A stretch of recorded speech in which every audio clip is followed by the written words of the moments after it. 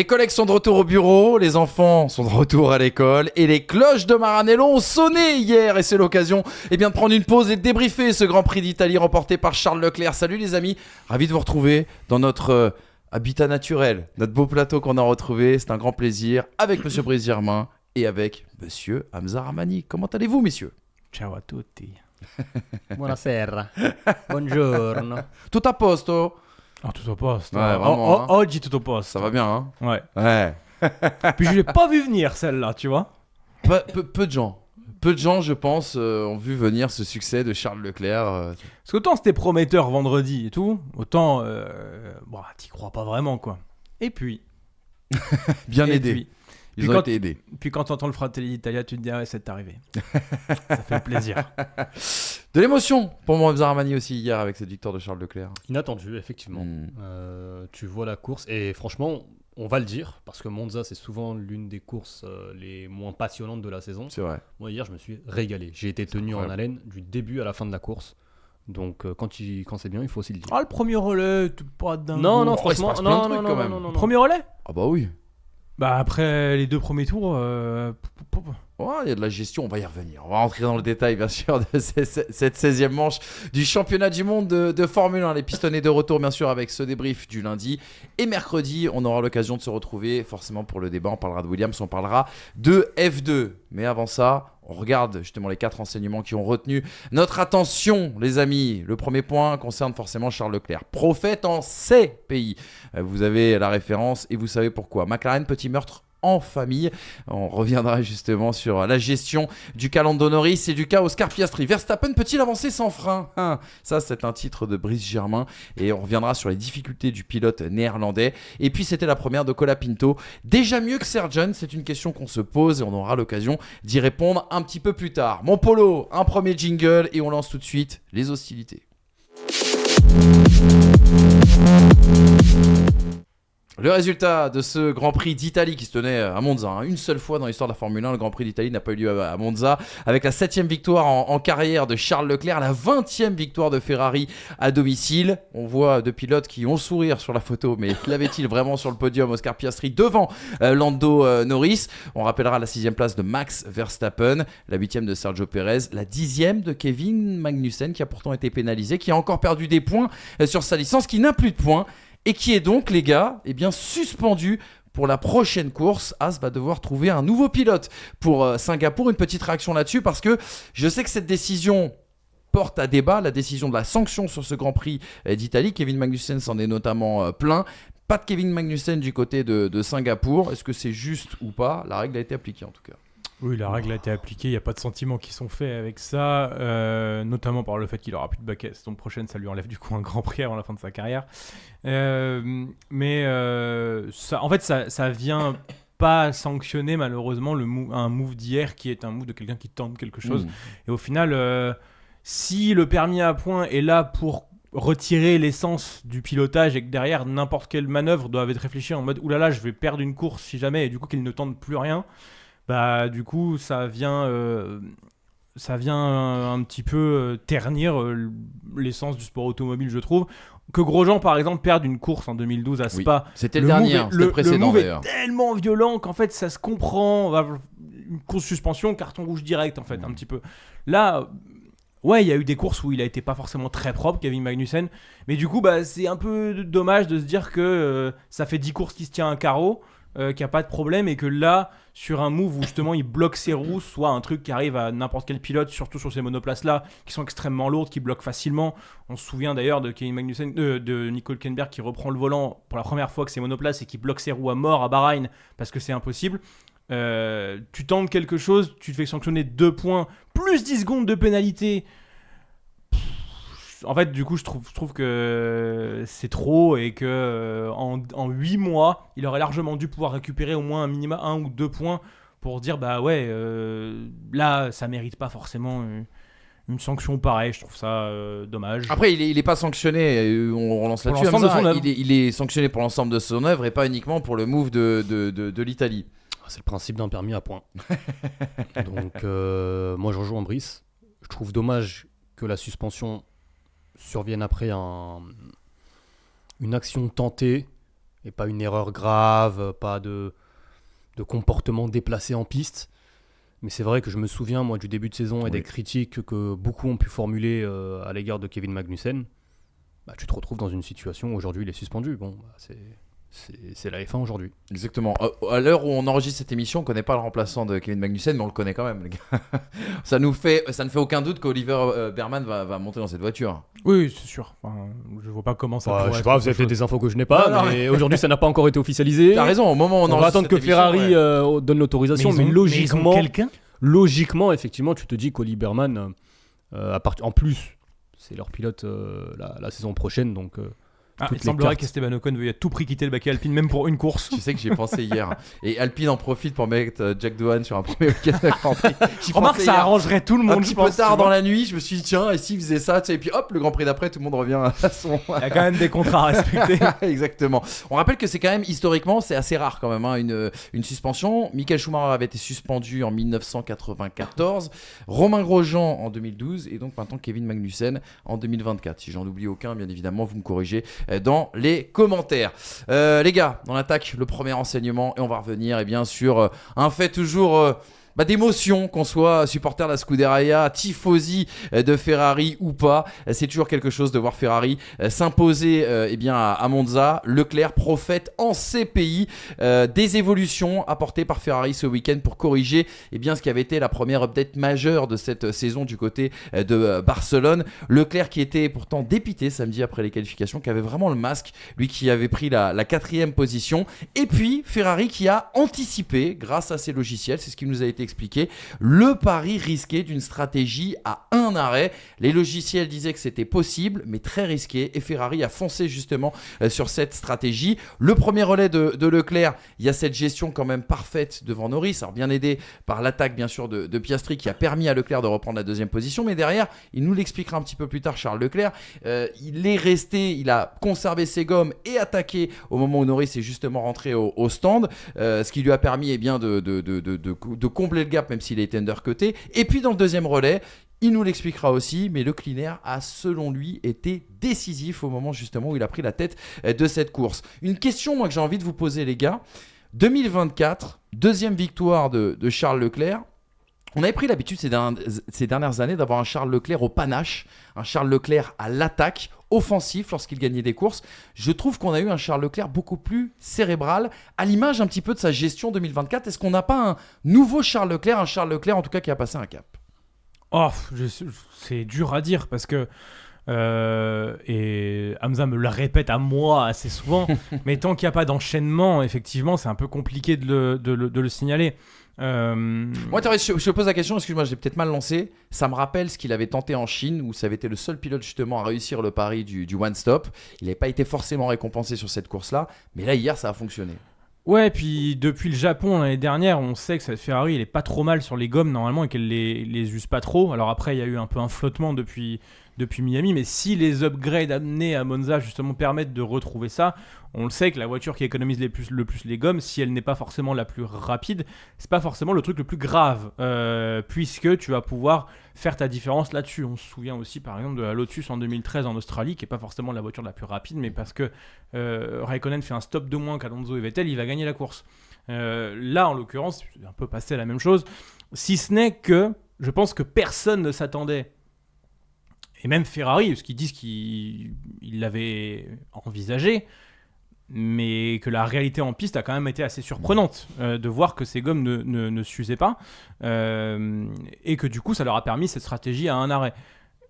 Là où faut, je pense, effectivement saluer Charles Leclerc dans quelque chose qu'on n'avait pas forcément vu chez lui, à minima pour la victoire, ce qu'on avait vu pour d'autres places.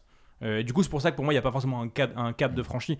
Juste que la monoplace, là, lui a permis d'être devant pour faire ça. Mais il l'a fait pour des P2, pour des P3, pour des P4, notamment sur les derniers Grands Prix. Là, c'est que en faisant une course de gestion pneumatique, il arrive à être compétitif et gestionnaire pour limiter le retour des McLaren, ou à minima celle d'Oscar Piastri. Et ça, c'est plutôt fort. Je pense que s'il faut saluer l'audace des stratégies Ferrari qui aujourd'hui payent, 80% du temps ça paye. Petit bémol quand même sur le fait que Charles Leclerc s'est fait prendre mentalement par la stratégie McLaren, puisque lui-même dit mais pourquoi on fait ça à un moment donné, quand Carlos Sainz lui était déjà dans la projection du faut pas qu'on s'arrête, il faut qu'on essaie de prolonger. Donc encore une fois, je pense que là c'est Ferrari qui a aidé Charles Leclerc au niveau stratégique et pas l'inverse, mais pour le coup derrière Leclerc a parfaitement appliqué et a parfaitement déroulé. Il s'est aidé sur son premier relais quand même, je pense, Charles Leclerc.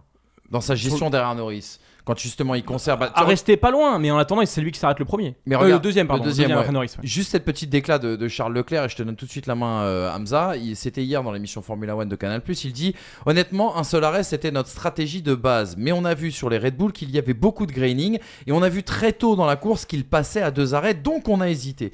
Mais j'ai finalement fait un bon travail en restant derrière Norris et en économisant les pneus avant, car c'était ceux-là qui nous limitaient. Norris est rentré au stand, j'ai attaqué et on rattrapait Piastri car il avait du mal avec son avant gauche. Quand les McLaren se sont arrêtés la deuxième fois, j'ai eu beaucoup plus d'adhérence. J'avais du mal avec lui devant, mais quand il n'était pas là, ça s'est bien amélioré. J'ai réussi à reprendre de la performance et on a géré jusqu'à la fin.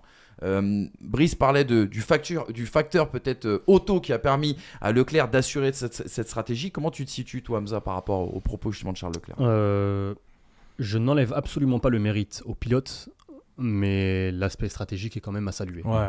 Et c'est pour moi la priorité en sortant de Monza, d'avoir eu cette audace de tenter quelque chose qui, je le dis souvent, quand t'as pas grand chose à perdre, pourquoi ne pas le tenter? Alors c'est plus facile de le tenter dans la position de Ferrari que dans la position de McLaren. McLaren, quand t'es en tête, t'as plus à perdre en ne t'arrêtant pas et en faisant une stratégie osée plutôt qu'une stratégie entre guillemets safe, sécuritaire.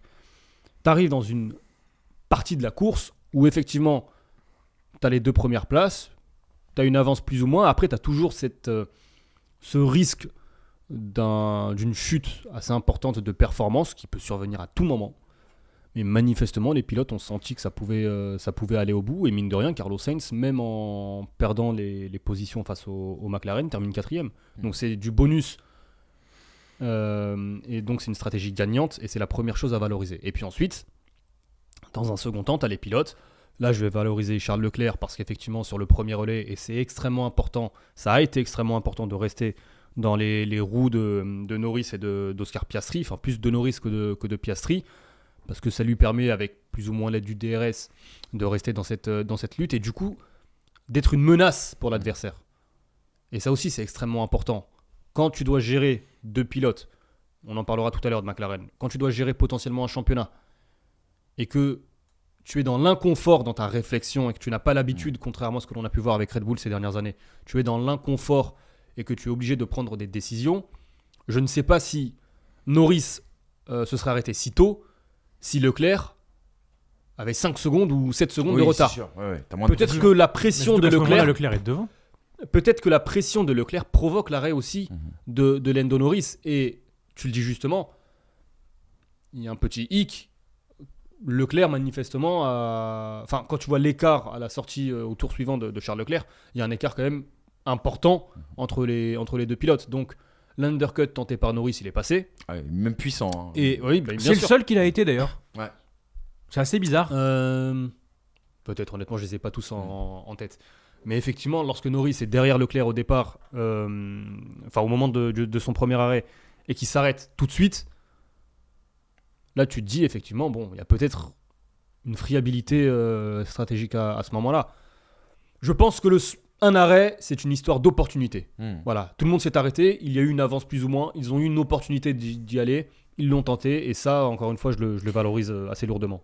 Et justement, on valorise une stratégie qui, de l'autre côté, on en parlera peut-être mieux plus tard, mais de l'autre côté a été beaucoup plus, justement, sécuritaire, mais au point d'être aveuglé par pas mal d'éléments quand même.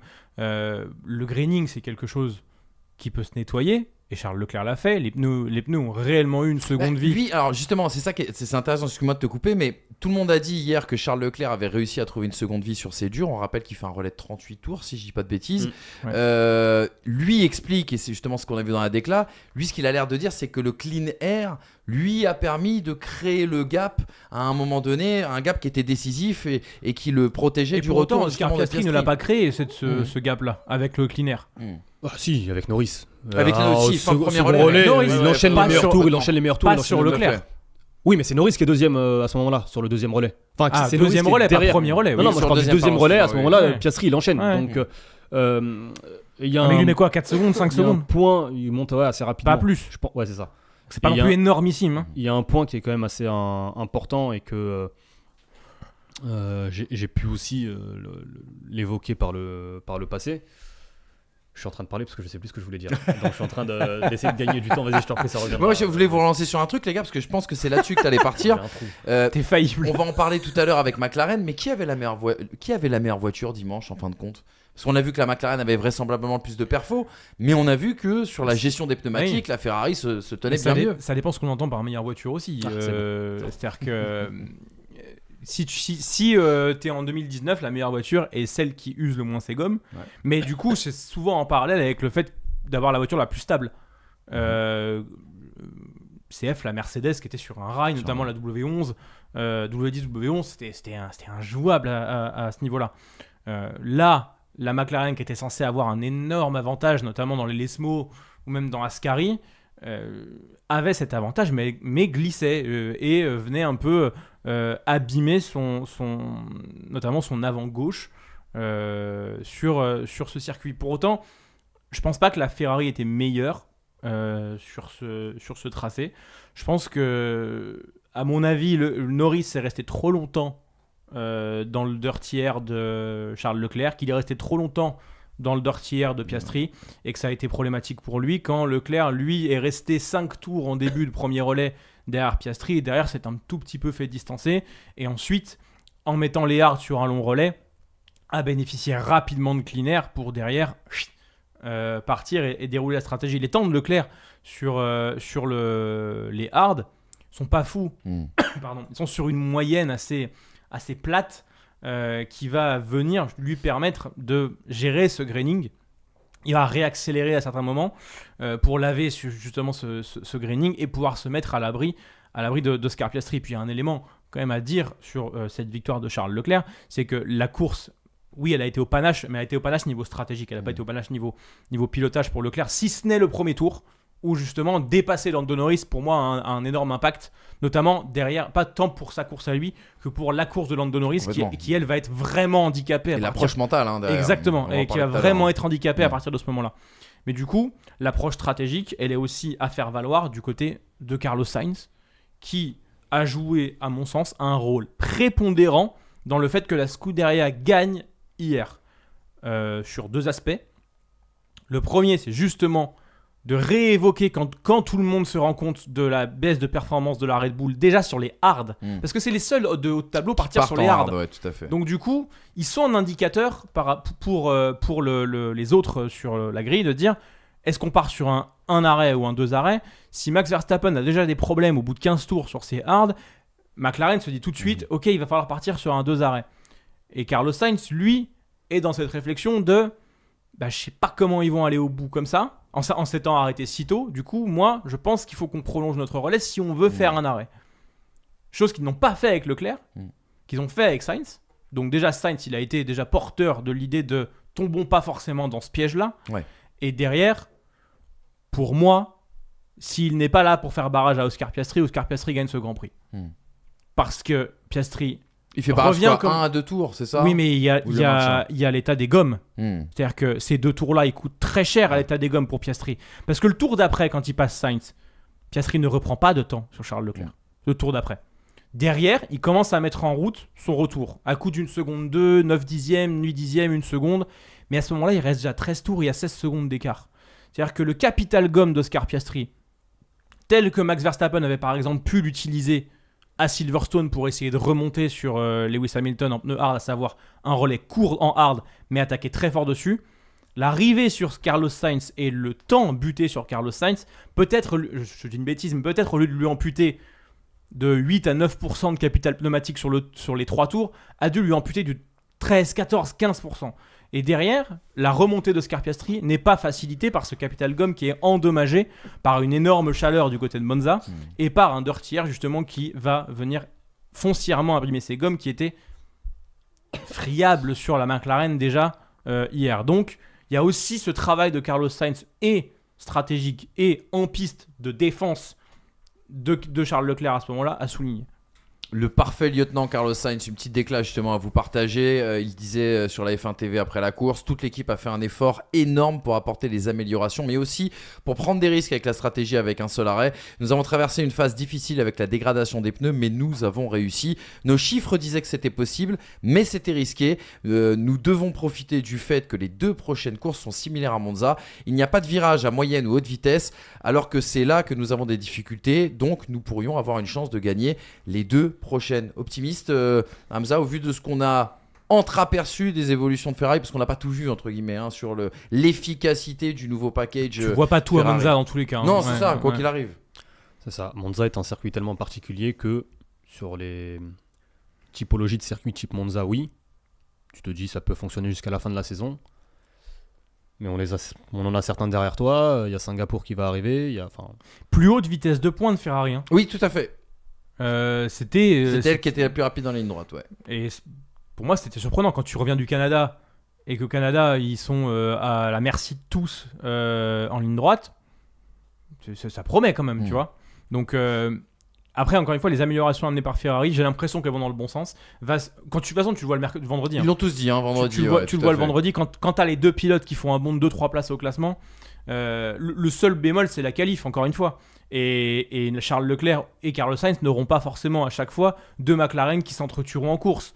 Donc là, McLaren, s'ils avaient déroulé un plan net et sans bavure, je pense pas qu'avec justement le dirty air et avec l'importance de la position en piste cette année et depuis l'année dernière, le Ferrari aurait pu faire quelque chose. Il y a peut-être une question de réglage aussi. Peut-être que Ferrari s'est plus concentré sur le dimanche et sur la dégradation des pneus, et que McLaren a privilégié peut-être la performance sur un tour. La SF24 est faite comme ça. Elle est faite pour privilégier le dimanche. Après, on l'a pas forcément bien vu avant. Il n'empêche que Charles Leclerc, même s'il y a eu une disqualification en Belgique, restait sur 2 podiums consécutifs. 2 ou 3, je sais plus. 2. Pas la Hongrie. Non, là, c'est le 3e. Oui. Troisième podium consécutif. Que l'optimisation en course était là. Si effectivement ils arrivent à mieux se qualifier en Belgique, c'était 2e, c'est pas pareil. Mais s'ils arrivent à mieux se qualifier et à justement gérer ce rebond, que là, elle a pas rebondi, la Ferrari, t'as l'impression qu'ils ont resurfacé exprès pour qu'elle évite de rebondir, cette Ferrari. Mais s'ils ont réglé ce problème-là, qu'ils n'ont pas fait de compromis sur la performance pour faire ça, oui, c'est prometteur. Après, encore une fois, on se rend pas compte de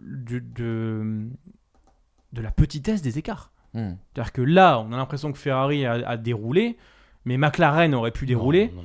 Mercedes n'était pas si loin. Franchement, si Russell ne fait pas son erreur au premier virage, ouais, on peut appeler ça une erreur. Une erreur. Ouais. C'est franchement le premier virage de Monza. Incident de premier virage. Ouais. Le freinage est très tardif quand même. Tu peux pas dire qu'il est blanc comme neige, George Russell. Non, mais après, il y a un en fait, le truc, c'est que dès que tu as une monoplace, Piastri rapidement, il se rabat sur la gauche. Faut bien se rappeler que quand tu te mets à freiner, quand tu n'as plus d'air, la monoplace, elle perd tout son appui au freinage. Donc, et c'est arrivé la même chose en F2. En F2, je sais plus à qui. À Marty. Oui, Pepe Marty. C'est Marty qui a dû éviter, je sais plus. Donc, bref, tout ça pour dire que les 4 écuries, encore une fois, il est dur de tirer un enseignement clair et net à la position, étant donné que, et Fred Vasseur fait que le répéter, et j'ai tendance à le croire là-dessus, ça se joue à de ces petits détails. Oui, dans l'exécution. Mais dans l'exécution, et même quand tu vois en qualification, Charles Leclerc est 4ème, il est pas loin. Ah bah non, ouais. Tu vois, il y a un 10e, ouais, un petit peu plus. Le seul limite qui était en dehors totalement des clous sur ce week-end, c'est Verstappen, quoi. Mais sinon, Hamilton, Russell, s'il n'y a pas de problème, ils peuvent jouer, je pense, devant avec McLaren. McLaren t'a semblé un poil au-dessus en perf pur à la rigueur. Et Ferrari n'est pas loin du tout. Donc prédire une double victoire de Ferrari, pour moi, c'est inconcevable. Aujourd'hui, le facteur performance de la voiture n'est pas suffisant pour établir une hiérarchie. Désormais, c'est performance de la voiture / performance du pilote et capacité d'aligner les deux. Et que les deux se comprennent et que les deux s'associent, comme on voit avec Verstappen Red Bull. Sauf entre Norris et Verstappen à l'heure actuelle, où Norris peut se permettre d'avoir un trou. Là, maintenant, depuis que la Red Bull est en train de se fracasser la tête en termes de performance, moi je parle de gagner des courses. Je parle pas de championnat, je parle de gagner des courses. Mais ce que je veux dire, c'est que demain Norris peut finir devant Verstappen large. Oui, non, mais ce que je veux dire, c'est que si demain Norris a un trou, Leclerc gagne, Hamilton gagne, Oui. Russell Ah oui, gagne, oui, bien sûr. Sainz gagne, Piastri gagne. Tu veux gagner, faut être parfait. C'est ça. Et en l'occurrence, là, sur Ferrari, il n'y a pas grand-chose à leur reprocher. Clairement. L'aspect émotionnel, les gars, parce qu'en fait, on n'en a pas parlé, on a été très pragmatique et beaucoup de gens qui nous regardent, j'imagine, ont vécu une certaine émotion devant leur télé hier. Frédéric Vasseur qui disait sur Canal+, pour Charles, c'est la saison parfaite avec Monaco et Monza. Pour nous aussi, c'est exceptionnel. L'équipe sait en plus que c'était la stratégie qui était super. Je suis vraiment bien content pour tout le monde et pour Charles en premier. On avait la stratégie à un arrêt depuis le début, on a douté un moment, mais on dégradait très peu. Ce que j'ai appris, pas grand chose. Puis ce n'est pas le sujet. Je m'en fous de ce que j'apprends aujourd'hui. Je veux juste en profiter car on ne gagne pas tout le temps à Monza et on aura le temps lundi et mardi de penser à ça et de préparer Bakou. Il y avait un truc qu'on peut dire, les gars, quand même, c'est que chaque victoire, je trouve, de Charles Leclerc est accompagnée d'une dose express d'émotion qui est quand même assez folle avec ce pilote. Spa, 31 août 2019, Complètement. enfin 1er septembre 2019, ça faisait 50 Ouais. jours pour jour, je crois d'ailleurs. Exactement. Décès d'Antoine Hubert. Décès d'Antoine Hubert. Monza, back-to-back, Tout à 2 fait. victoires de suite pour Charles Leclerc. Derrière, il gagne la première de 2022 de la nouvelle ère, donc il y a une émotion de purée, Ferrari va gagner. Ensuite, il gagne l'Australie 2022, qui a peut-être un poil moins d'émotion, mais quand même, ça confirme la présence de Ferrari. Il regagne L'émotion à 6h du matin, c'est peut-être Ouais. C'est toujours un peu compliqué. Autriche 2022, il sort d'une lutte dantesque avec Max Verstappen où il le passe 3 fois en piste. Ça, c'est la 5e du coup. La 6e, c'est Monaco Oui. 2024. Et la 7e, c'est Monza 2024. Effectivement, il a un petit peu le don de choisir ses courses pour que ça soit rendu un peu du mystique, cette histoire. C'est pour ça qu'il n'en a pas assez des victoires aussi. Ouais, parce que on rappelle qu'il a 25 pôles. Et des pôles beaucoup moins folles. Des pôles classiques. Sans On storytelling. rappelle quoi. qu'il a fait des pôles au Mexique. Bon, voilà, qui s'en souvient? Personne.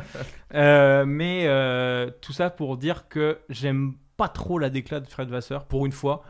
J'aime pas trop le fait qu'ils disent c'est la saison parfaite pour Charles, il a gagné Monza et Monaco.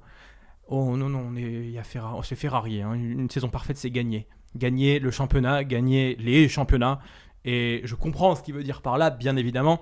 Néanmoins, j'aimerais qu'on ne se satisfasse pas de ça chez Ferrari, parce que quand même, la disette est peut-être une des plus longues de l'histoire, je pense, en termes de titres pour Ferrari.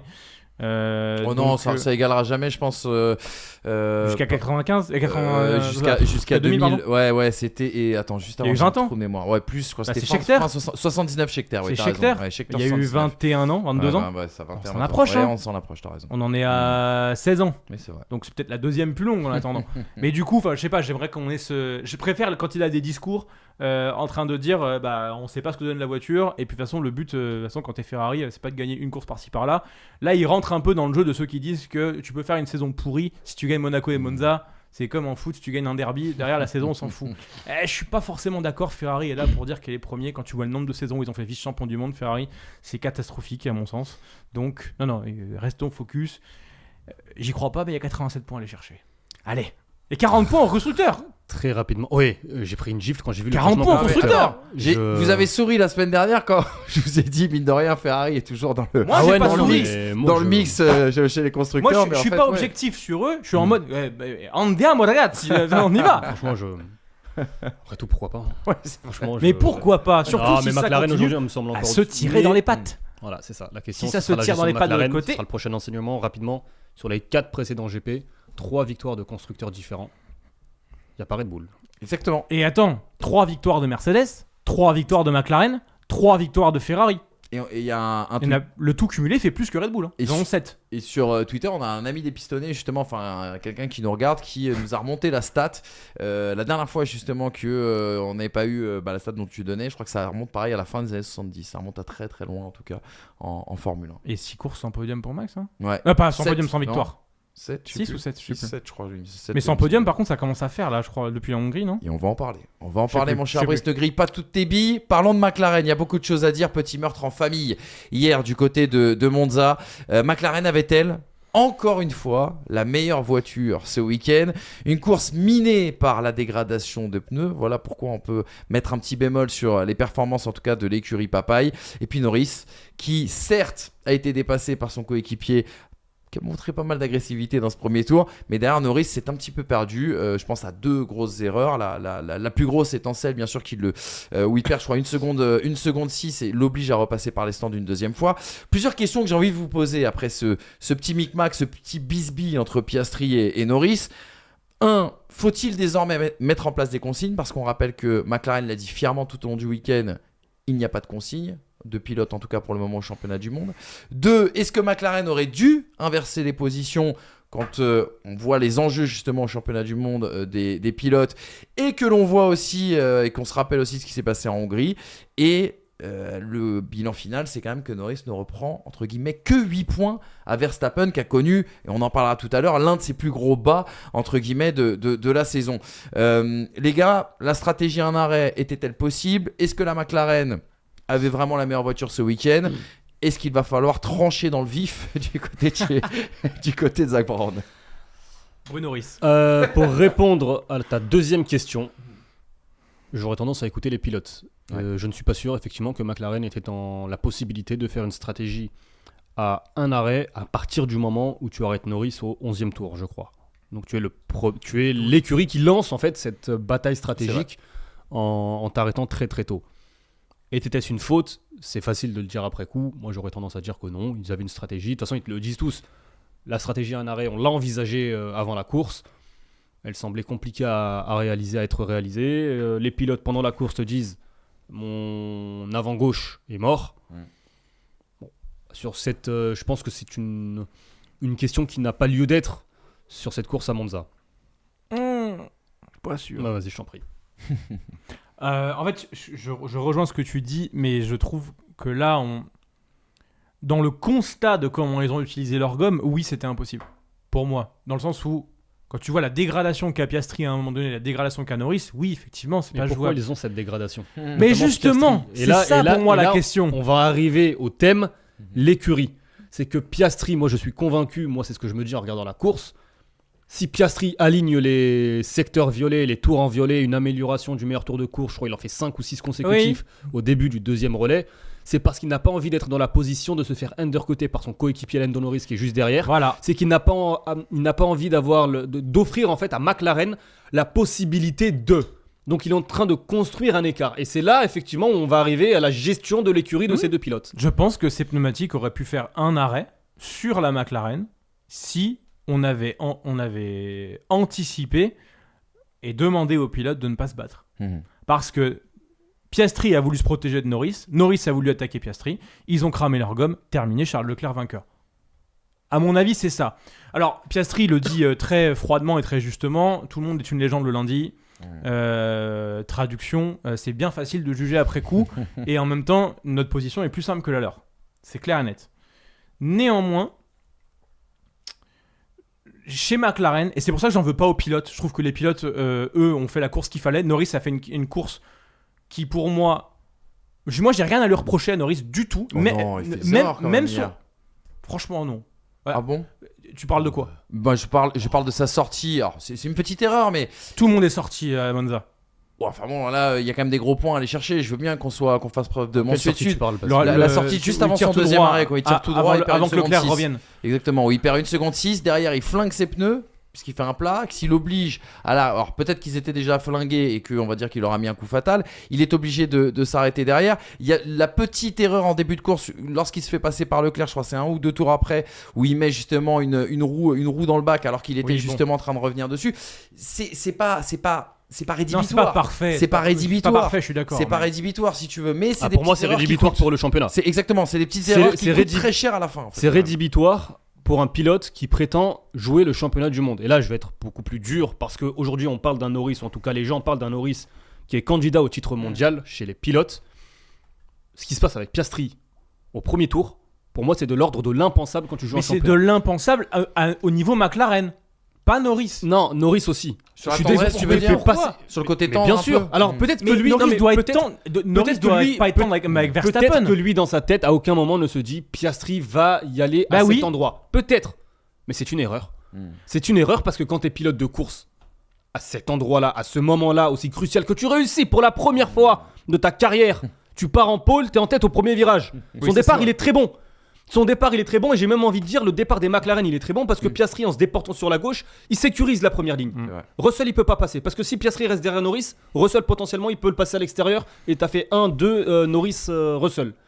Par contre, moi, je suis désolé, ce qui se passe après, t'as pas le droit d'offrir la possibilité à un pilote, quel qu'il soit, coéquipier ou pas, tu ne peux pas lui offrir la possibilité de passer.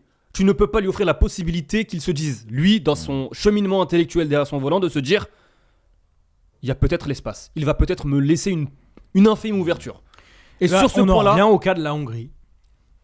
On en revient au cas de la Hongrie où je pense que si, dans la tête de Norris, en perdant ses 7 points à Budapest, il a pensé s'acheter une tranquillité avec Piastri dans ce genre de moment. C'est ce qui lui a été vendu. mais ça, le c'est, jour J. mais ça, c'est dans un second temps. Moi, je te Non, parle non, juste non, non. de cet aspect. Non, mais il y a 2 moments. Pour moi, il y a 2 moments. Il y a ce moment-là où, alors, déjà, pour moi, il y a une erreur de la part de McLaren, c'est de pas justement fixer ce cas-là, parce qu'à partir du moment où tu fais ce que tu as fait en Hongrie, va falloir prendre des décisions sur la fin de saison. On est d'accord. Mais ça c'est quoi ça, parce Non, que mais ça, il c'est y a un vrai deux- sujet. Non, Donc, mais il y a- j'ai envie, non, mais il y j'ai a envie deux qu'on points, s'y raison. consacre longuement, et on va le faire juste Mais après. du Mais coup- juste sur du cet coup, aspect-là. Je vais Norris- poser une question que je déteste poser, parce que ce sont des arguments qui... Enfin bref, les questions si.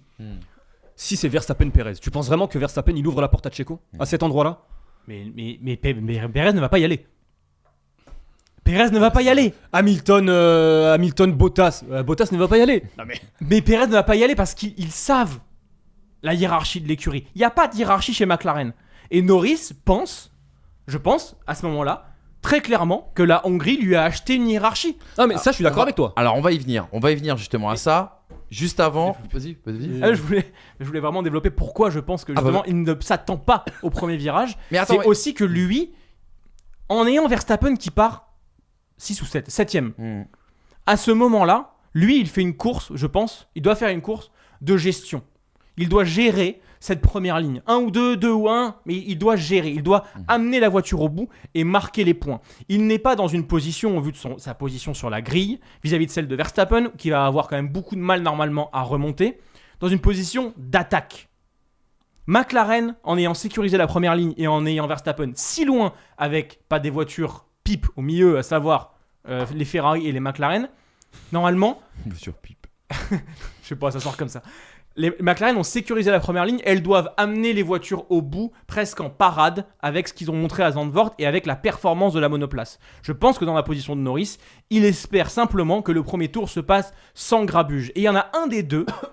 Et encore une fois, je reproche rien à Piastri, au contraire, il a raison d'y aller, il a rien Bien à perdre sûr, lui. bien Il sûr. a rien à perdre du tout, il est encore Au heureux qu'il contraire, fait ça. il doit mettre des Encore nœuds heureux dans qu'il le fait cerveau. ça. Et peut-être que dans les sa camps- tête, il joue le championnat aussi. On ne sait pas. Ouais, il est quand même 45 points Ou derrière. l'avenir. Peut-être que dans Non, mais- sa tête. Oui, mais- ou 2025. Tu vois. Mais Piastri, quand il fait ça, je pense que l'agressivité qu'il a, qui n'est pas du tout un mauvais terme hein, quand je le dis, Alors, c'est maestrie, hein. au virage 4, à passer à l'extérieur de Norris, je pense que Norris ne s'y attend pas. Parce que pour eux, ils sont dans une position où ils doivent conserver la position qui leur apporterait des points à la fin de la course. Et il ne s'attend pas à une telle prise de risque de son coéquipier qui pourrait venir justement barrer le plan d'action qui est la remontada sur Verstappen. Dans ta démonstration, il y a le mot pour moi le plus important, c'est gestion. Tu ne gères pas un premier tour. Les grandes années de Vettel, il mettait 3 secondes en 2 tours à tout le monde. Mais Verstappen, pareil. entre coéquipiers, normalement, si. Là, je pense qu'il a appris. Enfin, j'espère pour lui qu'il a appris pour les prochaines courses. Bah que oui. si t'as ton coéquipier Mais derrière, surtout c'est que pas le gars, McLaren a C'est appris. surtout, ouais, c'est ce que j'allais dire. Est-ce que McLaren justement a pris? Venons les gars sur les consignes justement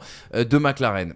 Plusieurs déclarations. Lando Norris a beaucoup parlé après cette course. Sur Sky Sports notamment, F1, il dit non, la stratégie en arrêt était impossible avec le graining que j'avais. La dégradation des pneus avant était trop importante. C'est une faiblesse pour nous en ce moment. Ouais. Ce qu'il indique, alors peut-être qu'il se cache derrière ça, c'est qu'il dit que la dégradation en ce moment pose problème à McLaren. Je suis déçu évidemment, mais Ferrari a fait un meilleur travail et avait une meilleure voiture. Bravo à eux. Est-ce qu'il se cache ou pas derrière ça? C'est plus simple de Tu y as taper la répondu voiture. tout à l'heure. Tu y as répondu tout à l'heure. Donc je te propose qu'on avance un petit peu. Conférence de presse de Lando Norris. Ça c'est intéressant. C'était avant la course. Donc, c'était après les qualifications. Au sujet de y a-t-il des consignes en interne? C'est à l'ordre du jour de notre réunion de dimanche matin. c'est un peu, on en a déjà discuté, mais pour l'instant c'est libre de courir l'un contre l'autre comme toujours. Je veux courir, c'est ce que je suis venu faire ici. Nous avons parlé de tout et nous nous sommes préparés à tout. Si Oscar fait une meilleure course et prendre l'avance, c'est probablement parce qu'il a fait un meilleur travail que moi. Nous savons ce qui est le mieux pour l'équipe, nous voulons faire un doublé en tant qu'équipe et travailler ensemble, et la meilleure façon d'y parvenir. On est avant la course. Réaction de Lando Norris après la course cette fois-ci. Je ne sais pas ce que j'aurais dû faire différemment. Si j'avais freiné plus tard, on aurait eu un accident au sujet de l'attaque de Piastri au premier tour. Nous reparlerons du départ avec l'équipe et Oscar en interne. Je ne veux pas trop en dire maintenant à chaud, mais c'est sûr que je ne suis pas content. L'équipe non plus, à part Oscar certainement. Nous examinons toujours les choses. Essayer de suivre Oscar dans l'air sale signifiait que j'ai dû utiliser beaucoup plus de pneus. C'est le prix que j'ai payé. Alors, il y a une première chose sur la déclaration, donc si j'ai bien compris, d'avant-course, où il parle de la gestion des pneus. S'ils s'attendaient à avoir une gestion aussi compliquée, pourquoi s'arrêtent-ils aussitôt ? Parce qu'ils veulent avoir la position sur Leclerc. Mais ça, D'accord. ils sont focalisés. Sauf que, hors Piastri, si on exclut Piastri, sur les 4 tours, là j'ai les chronos, sur les 4 tours avant le 11e tour, donc avant l'arrêt de Norris, Norris est le pilote le plus rapide en piste, hors Piastri. Donc peut-être qu'il avait encore un capital pneumatique qu'il pouvait prolonger ce premier relais un peu plus loin. Mais effectivement, on le dit assez souvent dans les pistonnés, aujourd'hui la situation positionnelle c'est peut-être le plus important en Formule 1 en 2024. Donc il a voulu assurer un undercut, mais peut-être que son capital, peut-être qu'il paye le résultat final en s'arrêtant aussitôt. Et en arrêtant Piastri 2 tours après Norris, c'est pas un tour après Norris. Et moi j'étais persuadé qu'il allait réussir l'undercut aussi moi sur aussi. Piastri. Et du coup, pour moi, McLaren a voulu faire ça. Tu penses qu'ils l'ont tenté, ouais? 2 tours au lieu de 1. C'est vrai, t'as raison. Quand Quelle les est deux la se plaignent des pneus, Quelle est la justification ? Quelle justification aujourd'hui te fait dire que le cleaner, Piastri...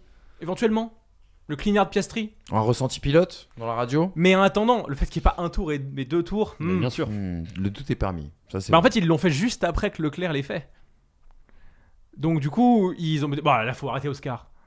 Mais au vu de comment il marche sur Leclerc, l'undercut de Norris, moi je m'attendais vraiment à ce qu'il marche sur Piastri. Et j'ai vraiment cru qu'ils ont voulu faire ça à ce moment-là. Au sujet des déclarations de Norris, je trouve que notre titre d'enseignement résume tout. McLaren s'est entretué et à tous les moments. Au départ, la position dans laquelle Piastri vient mettre Norris, et encore une fois, il n'y a rien à reprocher à Piastri. non, surtout s'il n'a pas de même. consigne, Et c'est exactement ça. alors j'en ai rien à faire. Moi, en fait, je suis pas pour que tu sois champion du monde. Je suis Il pas est pilote de anglais. Formule Je 1, suis pas quoi. ton frère. Je suis pas ton père. Je suis pas ton père. Je suis pas Will Buxton sur la F1 TV après la non, course mais- qui montre tout son seum. Et en Très l'occurrence, belge. étant Très français, étant d'ailleurs. un amoureux T'as raison. étant un amoureux de Raikkonen, je comprends. Elle a rien à foutre. On y va, terminé.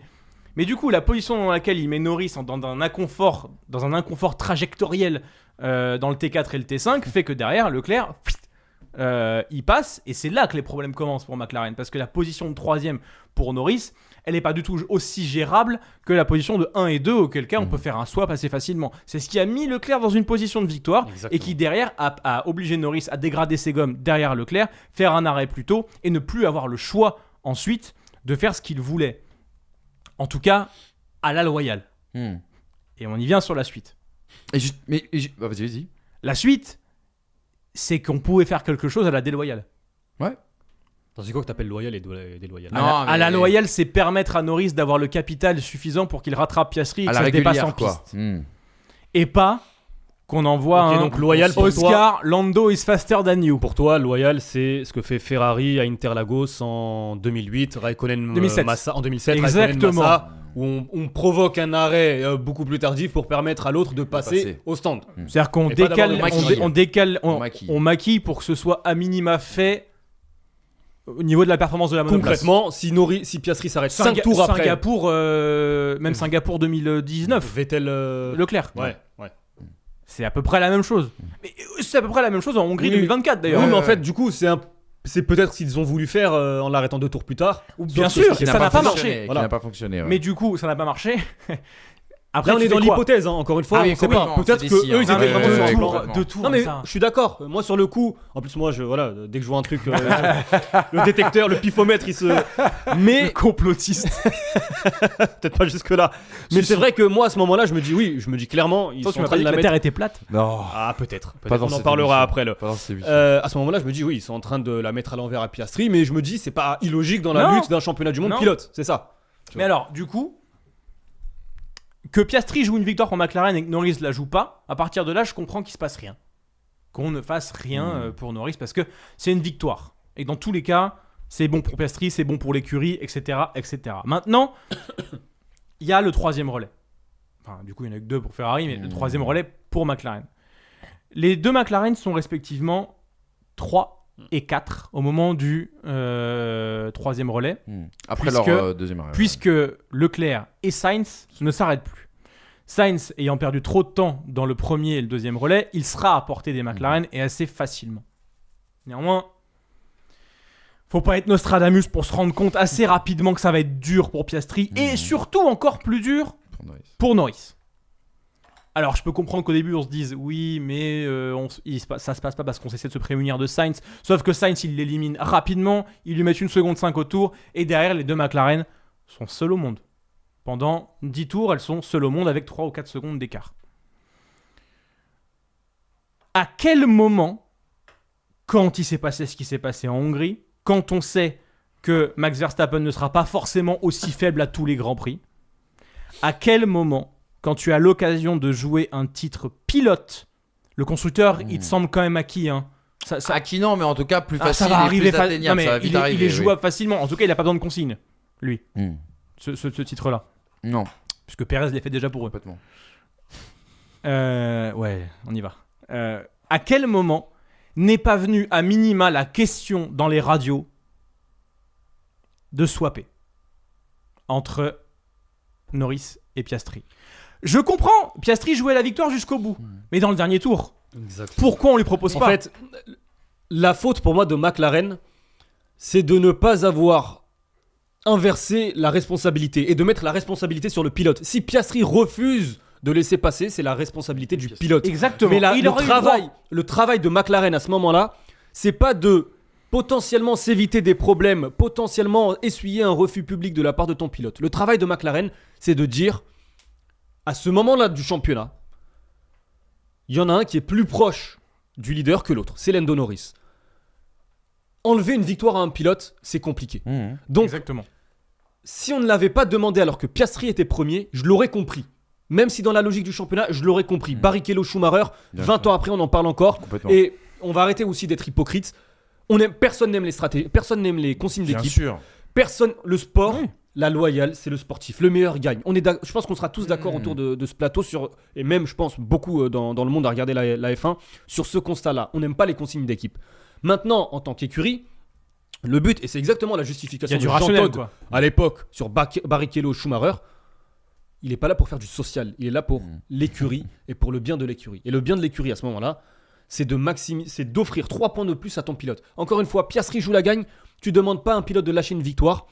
Je Ils peux l'ont fait avec l'entendre. Norris en Hongrie, en plus. Je peux l'entendre. Ouais, mais dans une C'est stratégie différent, différente. c'est différent. Une stratégie différente. Par contre, pardon, parce qu'à ce moment-là, c'est une stratégie d'équipe. C'est permettre à Norris de gagner des positions. Là, si tu fais 1 et 2, tu demandes pas à ton tu dois le demander, mais si tu demandes pas à ton pilote, je peux l'entendre. tu peux Au-delà des 7 points de différence sur la victoire et tout. Par contre, sur une deuxième place ou une troisième place, honnêtement, tu perds 3 points, mais d'une manière. Parce que certains vont me dire, ouais, mais il a déjà perdu 7 points en Hongrie. Pour moi, il les perd pas. 7 points en Hongrie, c'est pas des points de perdus. C'est la stratégie d'équipe qui revient entre guillemets à la normale à la fin. Ils rétablissent l'ordre par rapport, mais ils ont aidé Norris à gagner des points Mais- en Hongrie qu'il n'aurait pas réussi à avoir s'il ne lui avait pas fait faire cette stratégie. Mais c'est 7 points-là, c'est 7 points que Norris a accepté de perdre, puisqu'il a, après moult négociations, accepté de ralentir et de laisser passer Piastri. Donc volontairement, il lâche 7 points. Dans son calcul à Norris à ce moment-là, Mais bien sûr. c'est que ces 7 points dans le reste de la saison vont lui revenir, voire même le double, voire même le triple, parce Ouais, que mais- Piastri va l'aider. Mais moi, je suis pas d'accord avec Ces cette 3 points normalement, ils sont investis au moment où ils lâchent Mais l'essai. moi, je suis pas d'accord avec cette histoire de jurisprudence de Hongrie parce qu'en fait, en Hongrie, qu'est-ce qui se passe ? Il y a une causerie, enfin, il y a une stratégie qui est mise en place. Le cas est évoqué en briefing, c'est-à-dire si Norris undercut Piastri, il faudra rendre la place à Piastri. Et donc, Dans un monde idéal. Dans Sauf un monde idéal, qu'en et c'est ce qui est Hongrie, fait. il y a un pilote qui est Norris qui joue au con, pardon de l'expression. oui, mais bon, Il veut pas- in fine, on va pas Non, mais- refaire le débrief. non, mais de d'accord, l'Hongrie, mais il le fait pas. Mais Au début, il le fait pas. In fine, ce À qu'on la fin, il retient, le fait, mais- ce qu'on retient, c'est qu'il l'a fait finalement. Et si tu veux, le truc, c'est que pour moi, il n'y a pas de jurisprudence. C'est-à-dire que on est dans la continuité de la Hongrie, puisque au brief pilote de ce qu'on a appris, de ce que disait Norris et de ce qu'a pu dire aussi également Andrea Stella dès le vendredi, il n'y avait pas de consigne pour favoriser Lando Norris vis-à-vis d'Oscar Piastri dans la lutte au championnat du monde. Donc en fait, moi, la question même que j'ai envie de me poser, les gars, et de vous poser, c'est comment ça se fait que McLaren n'avantage pas Lando Norris au moment ça. où on est Parce- dans cette saison. Est-ce que c'est pour protéger parce qu'on sait qu'Oscar Piastri est le crack de demain et qu'on veut pas le brider? Enfin, je sais pas, c'est quand même assez étonnant ce choix Non, mais de stratégique toute de la façon, part de McLaren. t'as deux pilotes qui sont censés être pilotes McLaren sur les 5 prochaines années. Enfin, potentiellement, Oui, à c'est long terme, en la tout cas. grille, la grille qui, potentiellement, si tu leur offres la voiture, va se battre pour des Mm. championnats. Peut-être Hamilton-Rosberg, peut-être. Enfin, bref, une bataille entre coéquipiers, peut-être Alonso-Hamilton, bref. Il y a une théorie que je vais partager, c'est celle de Will Buxton. Dans tout le somme qu'il a déversé quand même sur son émission d'après-course, il dit peut-être que il y a une clause dans le contrat de Piastri où en fait il n'y a pas de pilote numéro 2 et Piastri n'est pas pilote numéro 2. Peut-être qu'effectivement il y a une clause qui fait dire qu'Oscar Piastri, tant qu'il est mathématiquement il peut jouer le championnat, même si encore une fois ça semble 100 et quelques points bon, mais tant que mathématiquement il peut être champion du monde pilote, il ne remplira pas de rôle de faire valoir, ou en tout cas de je rends une position, je donne une position, je donne des points à mon coéquipier.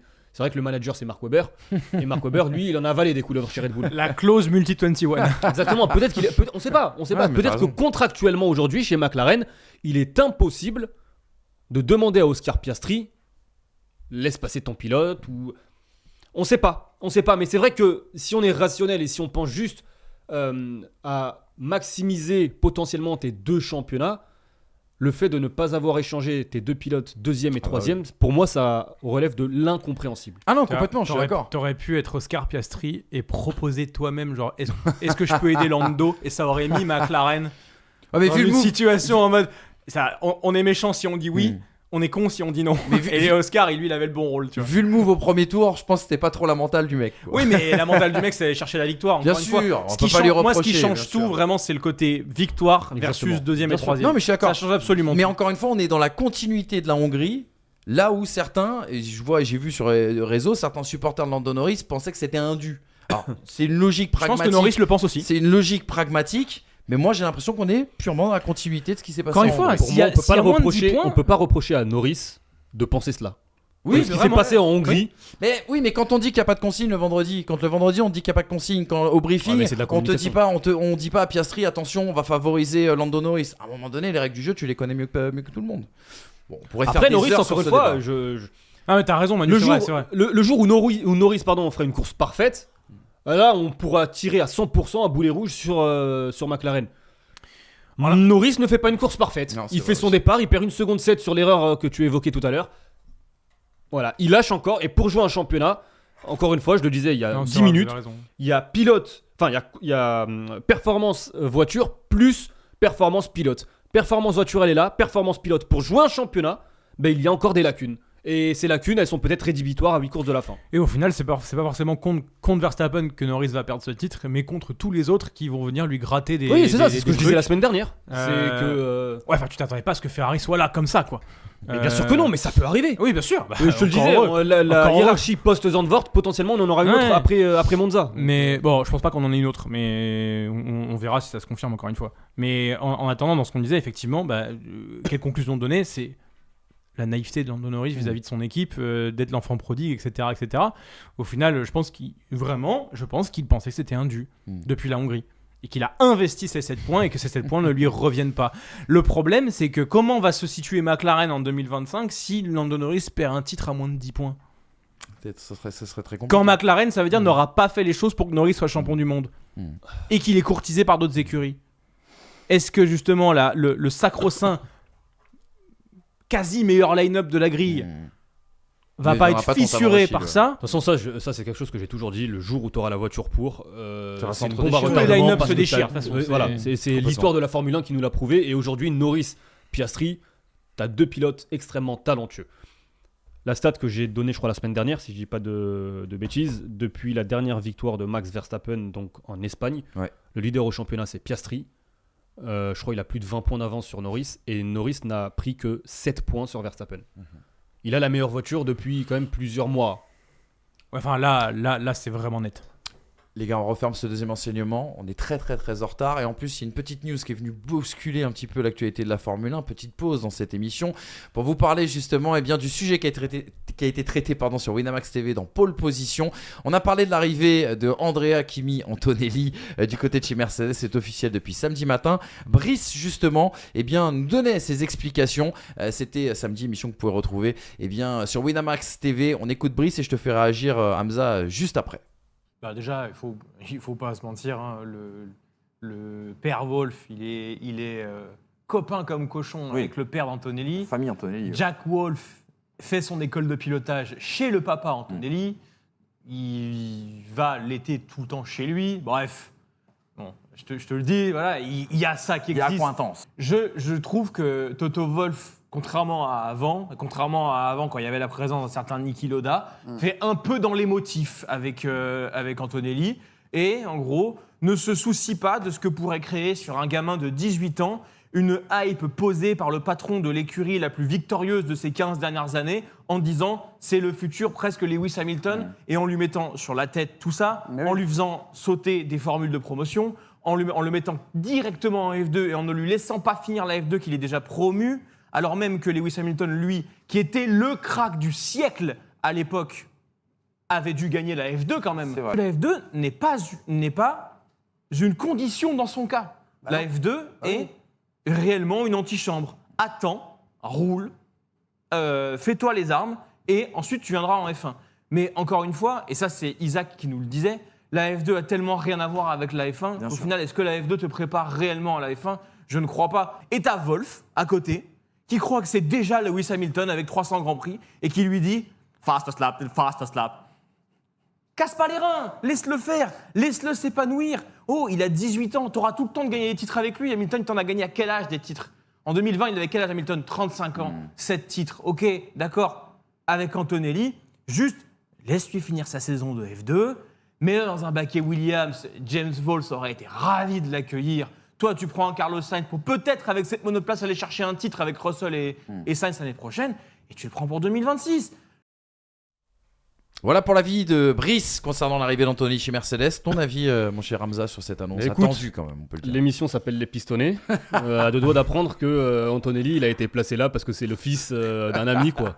Voilà, donc potentiellement, si demain Brice est plutôt proche de la famille Wolf, bah, peut-être qu'il y a un volant en Formule 1 qui l'attend. Il m'a accepté sur LinkedIn. C'est pas vrai. Écoute. Non, mais moi j'ai lu beaucoup de choses après son crash.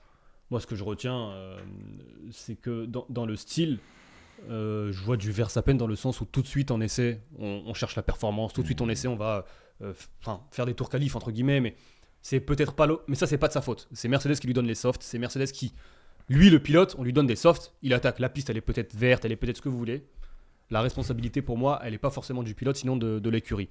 Après effectivement, moi ce que je vois, c'est que sur un tour et demi, en fait je vois vraiment des tours qualifs, il va chercher de jouer avec les largeurs de la piste au maximum, tout de suite chercher la performance, et c'est un peu ce que fait Max Verstappen lors des essais, tu vois. Et bah, la transition est toute trouvée. Oh ouais. Parlons de Max Verstappen tout de suite, c'est le troisième vrai. enseignement de ce Grand Prix d'Italie. Peut-il toujours avancer sans frein ? La fameuse théorie des freins asymétriques, les gars.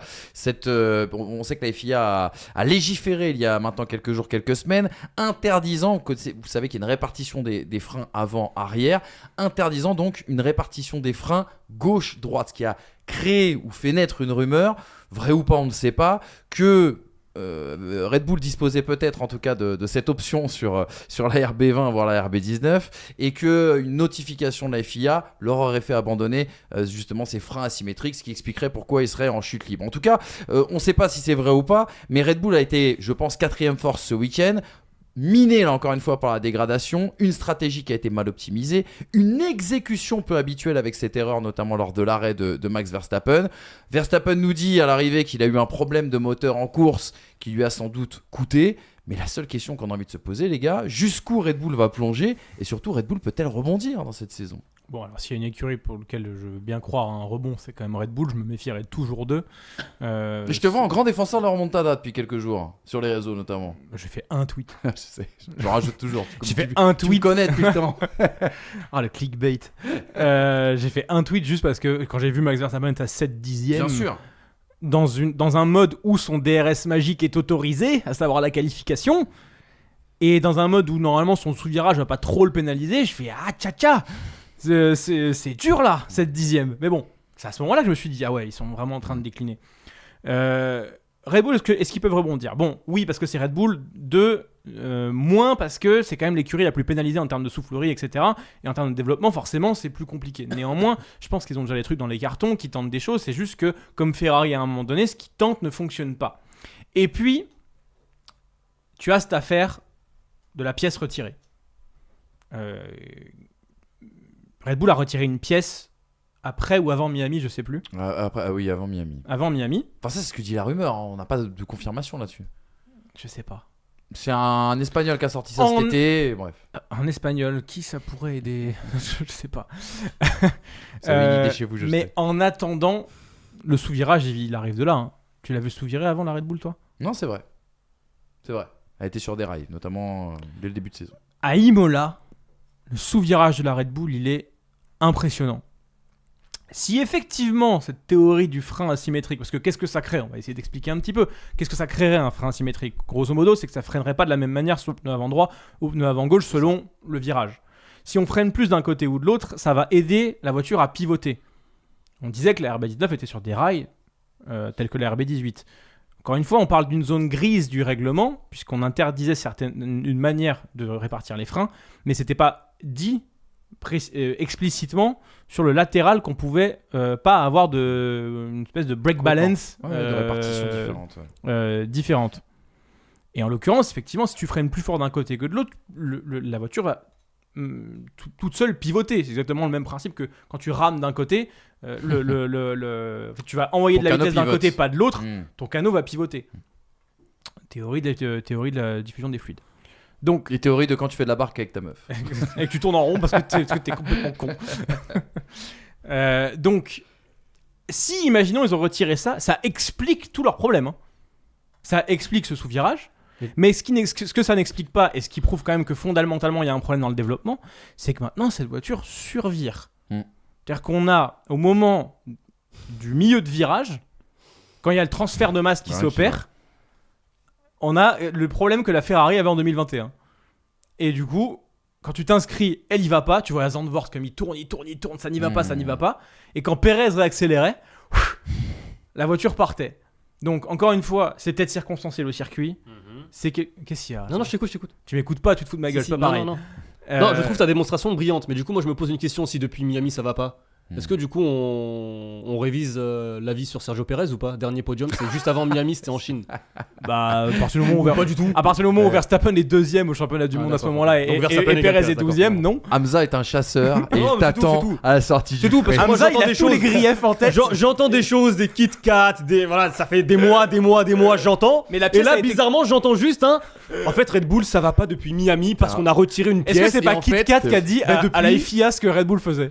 D'accord. Alors, la préciser. FIA a démenti. Hein. Ok. Je tiens à le dire, plusieurs sources, alors, pas de manière officielle, mais plusieurs sources à la FIA ont La FIA a démenti fait le que- débitmètre aussi. Hein, donc, Ouais, ils ont Ça fait n'a un jamais ils ont vraiment fait un- ils ont confirmé. fait un communiqué quand même. en attendant, si on enlève cette affaire, ça c'est une affaire qui juste pourrait expliquer ce qui Complètement. se passe chez Red Bull. Et En pourquoi attendant- Verstappen gagne Pourquoi Verstappen gagne aussi après? C'est parce que la concurrence n'est pas au niveau de Bien Red Bull. sûr. C'est que McLaren était là, mais Parce qu'il y aura un Ferrari gap. était encore trop loin et Mercedes on n'en parle même pas. Oui. Maintenant que tu as 4 écuries qui peuvent se battre pour la victoire, bah ça retire aussi des victoires à Verstappen. Même théorie que l'on évoquait la semaine dernière pour Ouais, Norris. Mercedes n'a pas régressé, Ferrari s'est amélioré, McLaren a ramené un package, c'est pas pareil.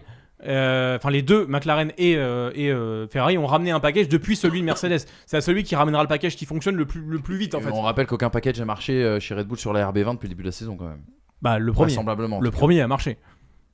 Lequel Ah bah, celui Le du début tout de saison. premier initial. Bah, cette Bah, oui, victoire oui, quand oui. même. Bah, Enfin, faut oui, pas oui, leur- oui, bien sûr, faut pas leur retirer ça. Mm. Néanmoins, maintenant qu'il y a ce sous-virage, avec cet écart-là, sans amélioration globale sur tout ça, ça va être injouable d'aller chercher les victoires et même maintenant les podiums. Mm. Selon, évidemment, pistes, circonstances, etc., etc.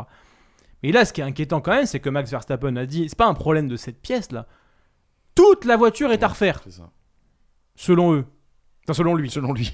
Selon eux avec son père, c'est ce que je veux dire. C'est vrai que les communiqués de Max sont rédigés par Joss Sans son- et non validés par Christian. Mais cette déclaration-là venant de Verstappen, au début, il disait il y a un truc qu'on comprend pas. Là, ils disent qu'il n'y a plus rien qui va. Et du coup, effectivement, si c'était qu'un problème de voiture, Max Verstappen arrive à peu près à le compenser quand même. Enfin, Oui, par son talent, par- pas parce qu'il termine 6ème que c'est pas toujours la maestria de pilotage qu'on a pu voir durant ces 3 ans. Mais là maintenant, ça commence à foirer en stratégie comme tu l'as dit, ça commence à foirer au stand aussi. Mm. Je pense qu'on n'a pas vu une erreur pareille sur la voiture de Max Verstappen depuis le Monza 2021. Ouais, depuis très longtemps. Peut-être à la rigueur à Austin. Si, moi, ça Non, me dit un mais il y en a truc. peut-être Ah, une qui Austin nous échappe, en mais 2022 c'est peu peut-être. rare, habituel c'est en rare, tout c'est cas, rare. c'est très peu habituel. C'est très peu habituel. Et là, je pense que le package actuel et les évolutions qui peuvent être amenées ne sont peut-être plus en mesure de venir reprendre l'avance. Après, encore une fois, si on parle du championnat, je rappelle que Verstappen n'a pas connu un abandon hors pépin mécanique depuis Australie. Monza 2021. Ah oui. Je crois que depuis ces 3 abandons sur 3 problèmes mécaniques. Donc on a un pilote aussi fiable, régulier, qui termine des courses. Oui, enfin, l'Autriche, il aurait pu Il faut abandonner, lui hein. donner la voiture, c'est vrai. Il faut lui donner la voiture, une voiture fiable, une voiture capable de terminer les courses. Comme tu le disais, il terminera, pire scénario possible, normalement à la 7ème place. Oui, c'est ça. Et puis après, à voir ce que feront les autres. Mais est-ce que ça suffira? Tu le disais avant l'émission, ça ressemble de plus en plus à l'année 2009. Ouais, 2009, ouais. Peut-être. Après, j'attends de voir quand même s'il n'y aura pas un rebond. Mais je peux pas croire que Red Bull, jusqu'à la fin de la saison, ne parvienne pas à rendre une voiture un peu plus maniable pour son pilote qui joue le On va championnat. rendre un truc un peu écœurant, mais si Verstappen est en mauvaise posture tous les week-ends jusqu'à la fin de saison, effectivement, en fait, il peut pas vraiment être plus loin que 7, puisque sinon c'est 8ème Pérez, puisque Pérez sera jamais devant lui. Même si à la perf il est devant lui, on va le laisser Trouver une repasser. solution. Que l'Aston Martin est beaucoup trop loin derrière, que les Haas aussi sont beaucoup trop loin derrière, et même toutes les autres. Donc, si le pire résultat possible de Max Verstappen c'est 7ème, Donc 6 ça points. veut quand même dire que Lando Norris doit au moins faire 4. Hein. Hmm. Et ça, c'est même pas assuré. Il peut le faire, il a le matériel pour le faire et il a le talent pour le Après, il faire. peut faire 1, 5, Cinq, 2, ouais. Oui, oui, 7. mais il faut faire 4, 4, 4, 4, 4. Et quoi. rég- C'est ça que je veux dire. Moyen. Exactement. Donc, dans le pire des cas pour Verstappen, ce package-là est peut-être déjà suffisant. Néanmoins, j'ai quand même apprécié sa remarque en plein milieu de la course en disant oh, Réveillez-vous. réveillez-vous parce qu'en fait, même si on joue rien, faut jouer quelque chose en fait. Mm. On va pas se laisser faire 6ème à 15 secondes d'Hamilton comme ça.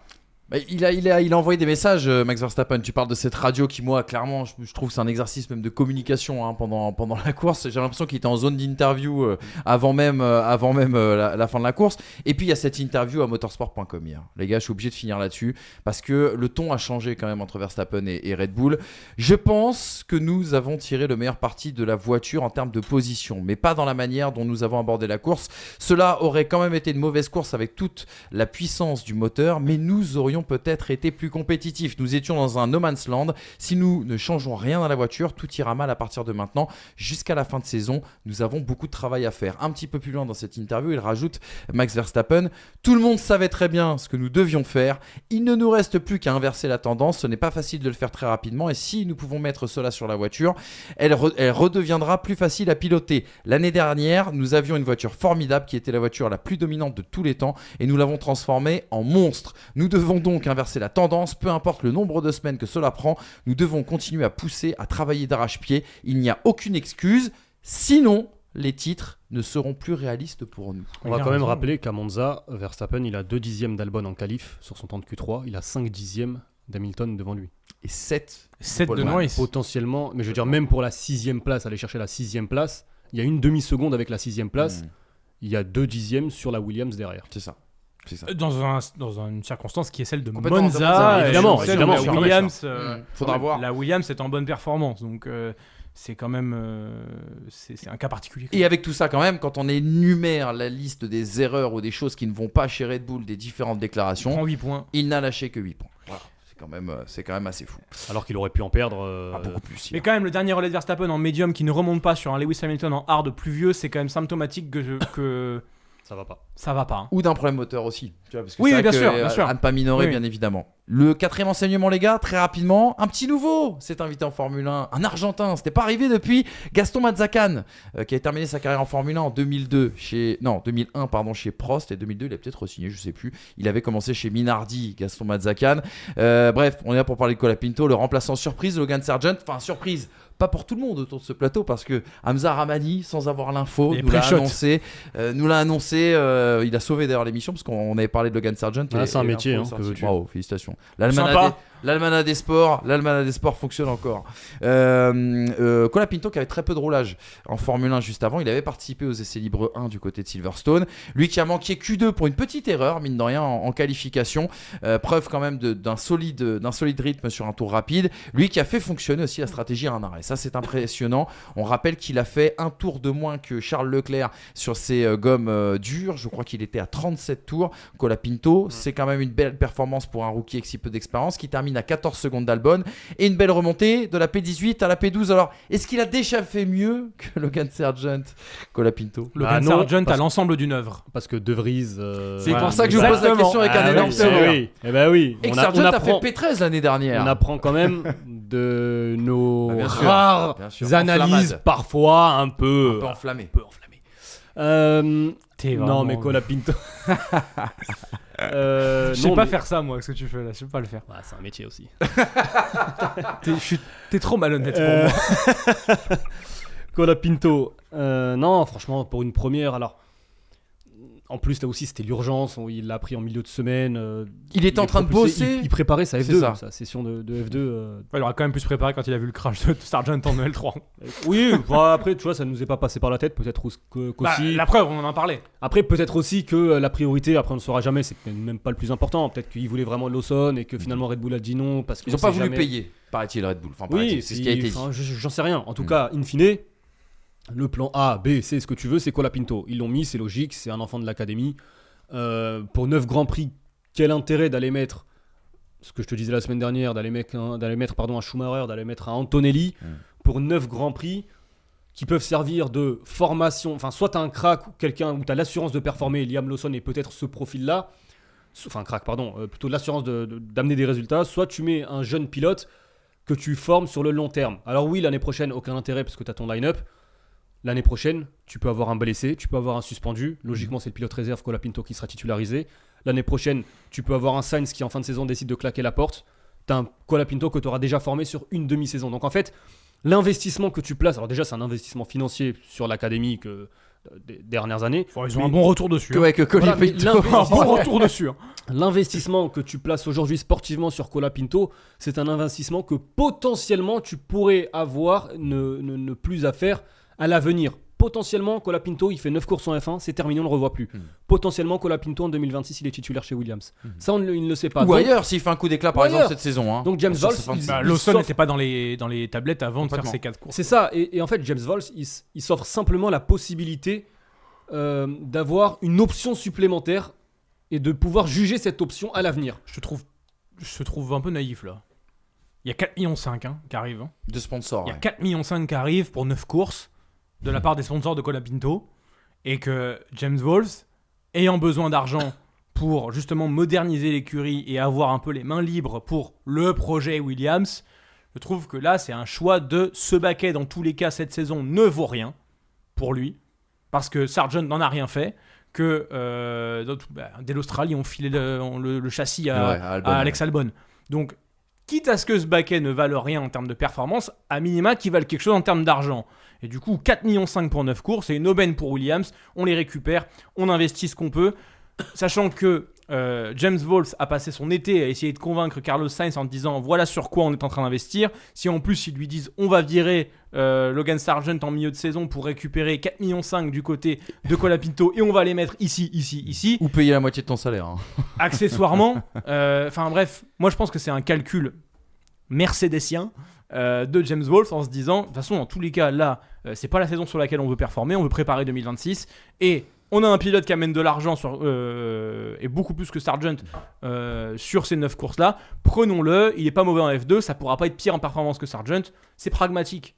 Je pense que le choix, je vois ce que tu veux dire, mais qu'à mon avis, il y a un truc qui fait la décision quand même, c'est ce pognon ramené. Quoi. Ah, mais ça aide certainement. Ah, ça ça aide aide, certainement, mais c'est sûr. si tu avais un pilote, si Colapinto était Académie Ferrari, qu'il avait ces mêmes 4,5 millions et qu'il se proposait, Ça n'aurait pas je changé, ne sais c'est pas sûr. s'il aurait été Bien titulaire sûr, ou pas. bien sûr. Là où Hamza marque un point, c'est quand même pour l'Académie Williams, tu envoies un message clair aussi aux jeunes pousses qui sont derrière. C'est-à-dire que en promouvant un pilote de l'Académie, quelque part, quand tu vas discuter ou négocier avec des jeunes talents à l'avenir, tu auras cet exemple de dire Colapinto, on l'a suivi, on Et l'a puis pris, encore et une il a fois, été dans le baquet. je- À la différence contrairement de ce que à fait Sauber, Sauber, Mais par je exemple. touche du bois et qu'on espère que ça n'arrive pas. T'es pas à l'abri d'un accident. Bon, Ricciardo l'année dernière, on n'est pas à l'abri on n'est pas à l'abri d'une quelconque circonstance. On n'est pas à l'abri d'un Carlos Sainz qui fin 2025 a un baquet Red Bull parce que Verstappen. On ne sait pas ce qui va se Et passer. puis, être dans l'Académie Williams, c'est peut-être 4 baquets de remplacement et pas 2. Tu peux par exemple être, si jamais tes performances sont bonnes là, être choisi par Toto Wolff à un moment donné si t'as un Antonelli ou un Russell qui S'il te manage. il mettrait Schumacher. S'il te manage. Il mettrait Toto. Schumacher, tu penses? Non, bah non. Je sais pas. Parce qu'il mais est là, marrant, c'est- il est là, marrant c'est un Toto peu- Wolff a défoncé James Wolff, mais en attendant, il a Mick Schumacher, qui est 3ème pilote Mercedes, Oui, on il le le rappelle, mettra pas n'a titulaire. jamais été dans Mm. les discussions pour récupérer le baquet de Lewis Hamilton. Donc Mick n'a rien de spécial. En attendant, tu ne le choisis même pas toi-même. Il a dû s'excuser, James Wolfe. Ouais, je sais, mais en attendant, Toto Wolff n'a même pas mis Mick Schumacher dans Non, la non, discussion. bien sûr, bien sûr. Donc à un moment donné, c'est Puis- bien mignon de manager quelqu'un, mais au final de te rendre compte Puis, que bon. Très rapidement, pour revenir quand même sur sa course et son week-end, franchement, course solide, première fois. Alors lui disait que physiquement, Ouais. ça tirait un peu sur la fin. Il disait aussi que sur les sessions d'essais libres, il n'a jamais fait de run de plus de 8 tours. Ouais, ça c'est fou ça. Parce qu'ils ont aussi privilégié quand même la qualif. Mm. Il y a une erreur, il le sait. Voilà, jusqu'au 7e virage, il était peu ou prou sur les temps d'Alex Albon en Q1. Il y a cette erreur qui sacrifie du coup, enfin l'élimine de Q1, mais pour une première, alors on va pas s'enflammer parce que c'est Monza, Mm. Voilà. mais pour une première, non, moi honnêtement, c'est Ah, il fait beaucoup plus que ce à quoi je m'attendais. Si- Exactement. Oui, bien Voilà, sûr. c'est Mais exactement par contre, ça. si physiquement c'était dur à Monza, c'est Bakou et Singapour qui arrivent. Hein. Oui, mais encore une fois, là il va aura 2 avoir semaines 15 pour se jours. préparer. Ouais, complètement. Là, on l'a propulsé un peu à l'arrache. C'est peut-être d'ailleurs cette raison. Peut-être que James Valls il se dit c'est Monza, j'en profite aussi. Ah oui, bien sûr. Tout à Ouais, fait. il y tout à a- fait. il y a Que plein de- Zandvoort, c'est pas la même non plus. Hein. Exactement, mais sur ce jeune garçon, moi sincèrement, s'il terminait déjà la course, c'était une satisfaction. Et encore une fois, on en revient à ce qu'on disait avec Oli Berman en Arabie Saoudite, qu'aujourd'hui les pilotes de F2, mine de rien, sont préparés, sont ok talentueux, mais aussi très bien préparés. Ceux qui vont dire ouais, il est 6ème, il est 14ème du championnat, on va en parler mercredi rapidement sur la page F2. Complètement. Oui, non, Est-ce c'est que Moi, ça je vous trouve plaît, pas mais qu'il non. soit bien préparé. Est-ce que, Non, mais ce le- championnat F2 c'est un peu ce que te il est disait si- Isaac. tu vois C'est un peu ce que te disait Isaac. Le gap entre F1 et F2 Il y a un gap est- énorme, hein. est monstrueux aujourd'hui. Oui, mais ce que je veux dire, c'est que le classement du championnat ne révèle pas Complètement. peut-être le. Et- C'est pas parce que t'es 14ème que t'es une tanche, Et- concrètement. Aujourd'hui, au vu des problèmes moteurs, on en parlera. T'as tellement de bordel en F2. Voilà, c'est ça. Complètement. Bon les amis, pour ce débrief, ce 4e enseignement, un petit point très rapide sur les classements, vous dire que Norris est revenu à 62 points de Max Verstappen, que Leclerc se rapproche aussi un petit peu du duo infernal devant, et puis surtout regardez la place de Ferrari, vous en avez parlé 39 tout à l'heure, 31 points d'écart avec McLaren et 39 points d'écart avec Red Bull. 39. Non mais 31 avec McLaren, 39 avec Red Bull. Ah, entre Ferrari et McLaren. Voilà, oui, c'est ça. d'accord, très bien. Donc voilà les amis, merci pour cette belle émission. Mercredi on se retrouve, le retour du mag, et on va essayer de comprendre pourquoi Sainz a signé chez Williams et pourquoi Williams pourrait être le projet d'avenir, sait-on jamais. On vous expliquera tout ça avec une belle page aussi également consacrée à la F2. Merci Brice, merci Hamza, vous avez été encore une fois excellents, et n'oubliez jamais vous chez vous que si vous voulez pas nous voir, vous pouvez nous écouter en podcast sur toutes les plateformes, sur la chaîne First Team Sport. Salut les amis, et un grand merci à Polo à la Real comme d'hab.